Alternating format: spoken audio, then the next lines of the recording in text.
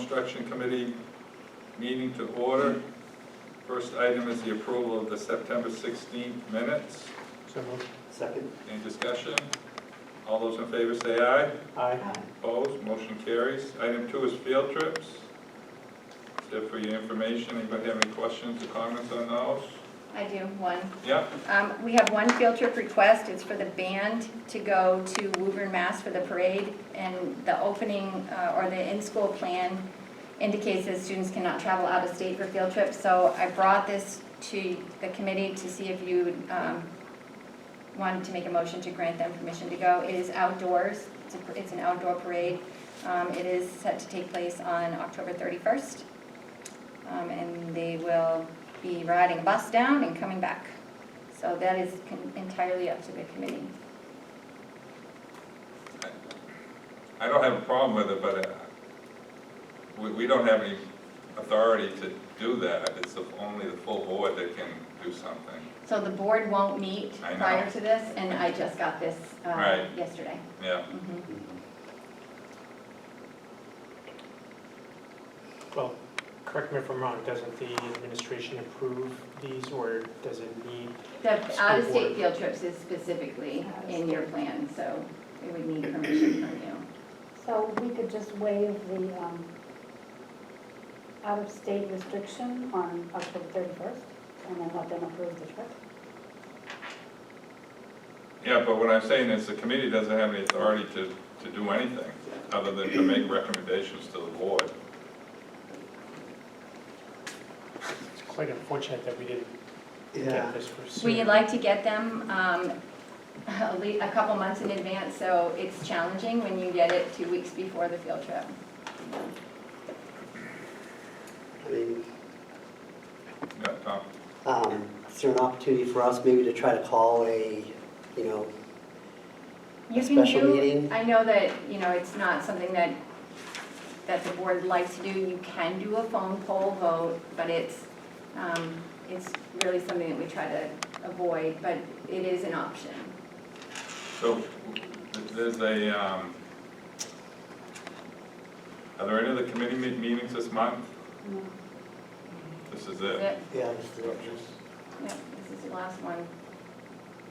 So if you'd like us to poll the board, I'm happy to do that at your advisement.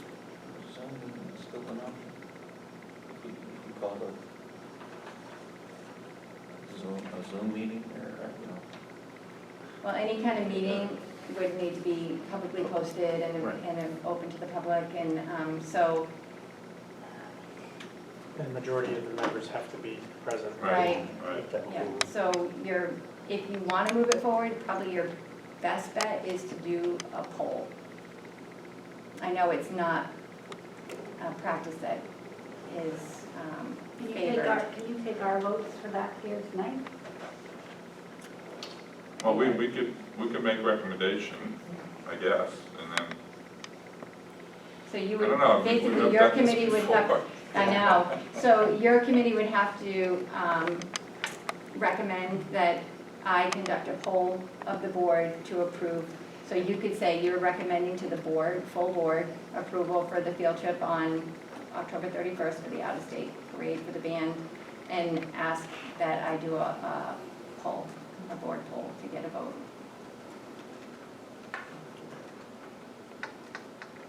So I'm trying to think about the plan. So I thought we didn't make any accommodations for the Not administration have any leeway to. Not for out-of-state, because we ran into that with the out-of-state prom as well.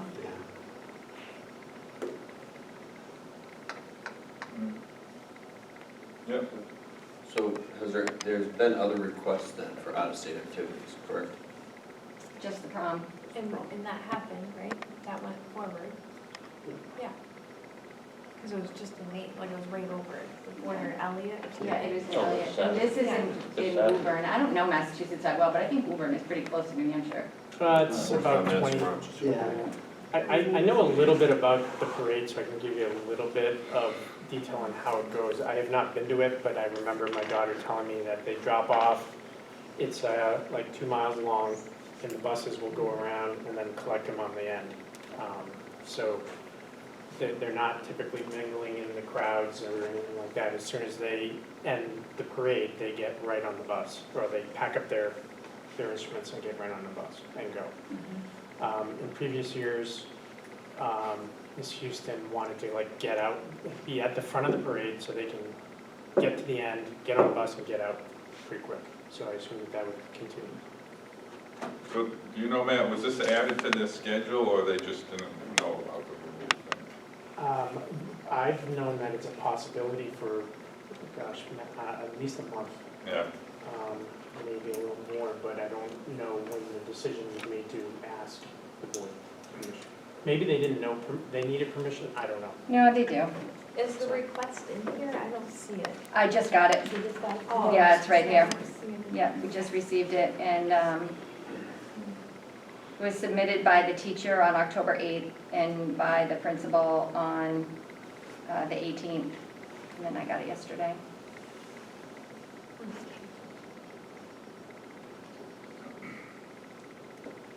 I don't know. Have we had any sports? Yeah. I make a motion that we ask Dr. McDonald to do a phone poll board. Maybe I should recommend first that we should, I make a motion that we approve the field trip.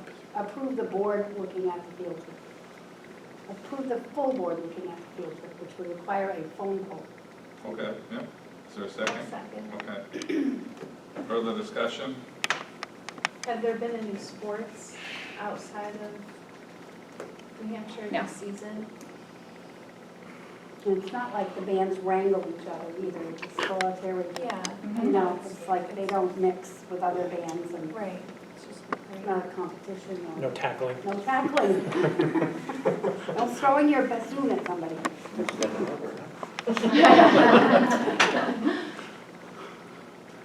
So I guess I'll support this, because I hate to see the kids miss out, but I would hope that we would emphasize to the School principal. Administration. that, we're Absolutely. doing this as an exception, but, we really don't want to see this again. Yeah. Because it puts us in a tough situation. You have something? Well, I just thinking of the dates, we could have had this at full board. Right. If there wasn't delay, Could've, 10 days, Yeah, that's I the frustrating part of it. You could have, Mr. Rapucci has noted it. The principal got it on the 8th, wasn't that the day of our meeting? Yeah. So it was the 8th, Yeah. so I mean, it would have been a very fast turnaround. So does the administration have a recommendation? Well, just given that students will be, on the bus with each other, get off and get back on, it seems like, and it's outside. It's an opportunity for Yeah. kids. Yeah, our first meeting of the month was the 7th, and our full meeting is the 4th. Correct. Yeah, it was the second I was wrong. Thursday, so there was time to Yeah. have it at full. That was the day off. Yep. So you ready for the vote? I think so. All those in favor say aye. Aye. Opposed say no. Motion carries. Okay. So now do we need to make a motion to have the admin do a poll? I think she. I think it was part of it. Is that part of it? Mhm. Okay. It was kind of hard. It was a twofer. It was kind Right. of hard to propose that without saying Right. that's how it would happen. Okay. Okay, we'll go on to number 3, RSD Professional Development. Mrs. Heidi Zolman. Hi, everyone. How are you tonight? Hello. So I've just been asked to go over some of our professional development that we've been having this year so far. We have a new core reading program in elementary, so we've been working on that and getting teachers used to the new reading program. The last time on October 13th, we decided to have personalized learning and the core program together. So it's like exactly what the teachers are doing and talking about personalized learning. We also want to focus on our mission and vision, so you can see that graphic we've been bringing up to all of our staff, where we don't want to have too many initiatives and most of them fit under these big pillars here. So personalized learning is kind of that base of everything we do. So we do the work skills competencies, competency-based education, and our multi-tiered system of support. And that's for academic and behavior. So like everything we do goes into those pillars. And then this is just a timeline of how we started with personalized learning. We kind of learned the foundations in 16, 17. And then 18, 19, we dug into some more structures. And then, of course, 19 to 21 was kind of like, you know, crazy couple of years, but we still were moving along. And then this year, we're really building alignment between our core programs and personalized learning. So it's not something new, it's just what we do all day, every day. We personalize instruction for our kids, and we're gathering practices with PL in action. So teachers are sharing with each other, you know, different practices. So this is from our new academic core in ELA. And so basically calling things out of what we're doing to personalized learning throughout the lessons. And then we had teachers set goals. So basically looking at data. So this is a big push this year, is just, you know, looking at where are our kids coming in. Our data, you know, in different pockets is lower than normal. So basically setting short-term goals and long-term goals. And that was really powerful for them to think about things they needed to work on or wanted to work on. And then if I do this, this will happen. And then this will happen too. So we've had some great professional development, and we're going to focus on MTSS this year too, and some of those kind of SEL practices and things like that, but they seemed pretty positive about it. That was it. Any questions? Questions or comments, Tom?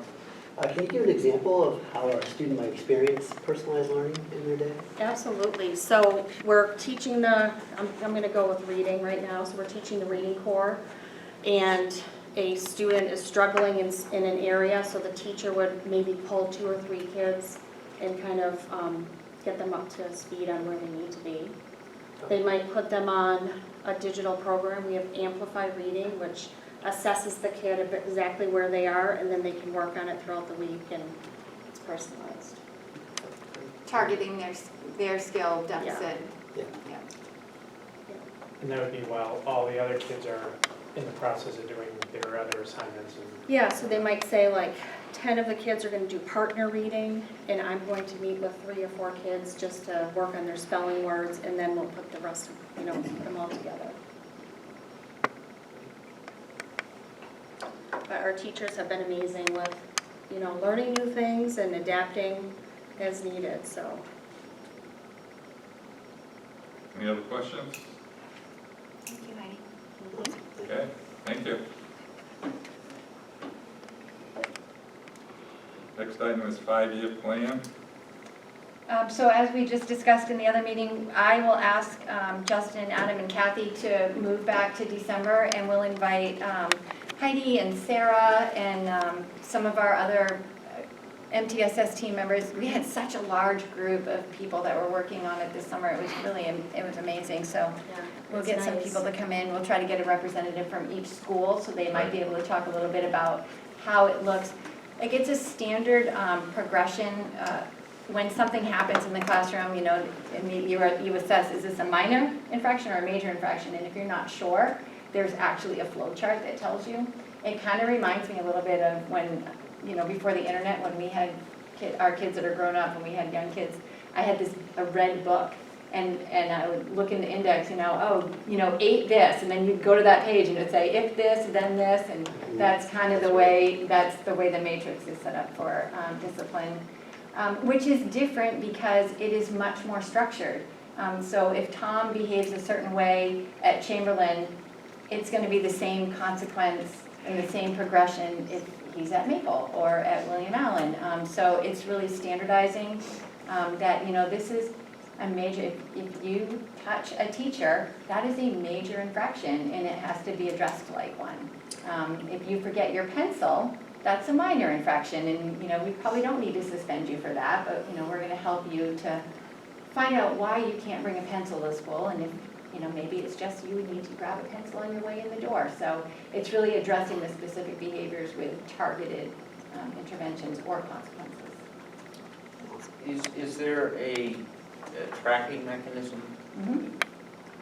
for lack of a better term, habitual offenders? Yes, So that repeated behaviors. repeated behavior, As a matter of fact, Mrs. Pappas created in our student information system a very simple, you just pull up the student and it actually has the infraction and then what tiered intervention that you tried. So if Tom doesn't bring his pencil and I talk to Tom and he's like, I just can't remember, and I say, okay, then I'm gonna put a pencil here for you, grab it when you come in, and then that doesn't work. That's kind of like a little notation in there for the teacher, and she's like, I tried that with Tom, so now I'm gonna try this. Or if it's, Tom is explosive in class, and today he threw a chair, and this is what happened, this is what we did to help de-escalate him, and, this was his consequence, he might have been suspended for a day. He does it again, okay, well, this didn't work, so we're gonna try this, and he still needs to be suspended now for more than a day. So it's that progression and documentation, and Well, that's the hard part for a lot finding of it people. before it becomes to Tom throwing the chair. type Exactly, like scenario. what's happening for Tom that The is intervention leading up to prior that. to, right. Exactly. Right. And that documentation piece is new for a lot of people. But it's so important because if we're going to address the behaviors that escalate and become habitual, we have to find out what's causing them. And that's a challenge, but we'll get there, yeah. Good. Yeah. Is it, Stop throwing chairs. I know, I tried to. Yeah. But, so is it an assumption that if there's, so you provide an intervention, it's noted, then there's no follow-up note? Is it an assumption that that intervention worked? Or is it noted when interventions work so that people kind of So take it here they quickly? have a team actually that looks at, we have a program called Swiss. It's a Swiss, I don't know what it stands for, but it's a data system where you input the behaviors and then they can look at that as a staff and they can look at particular students to see, what was happening here. You can even pinpoint if Matt and Sarah are always getting in trouble when they're together, and then I separate them, and now they're not getting in trouble, I'm not gonna put them together Yeah, again. right. Yeah, so it's a way to track and look at those behaviors. Cool. Absolutely. I was looking at that, Matt, but I should have gone. I'm just gonna say, I feel like there's more trouble here than here. Only with your tape measure. Okay, anything else under the 5-year plan? Is there any public comment tonight? Any other? Just a quick question. Yep. And with COVID, a lot of things kind of get put on the back burner over the years, but do we have another program, excuse me, I can't think of the name of the program, the dyslexia program, reading program? Here's your girl.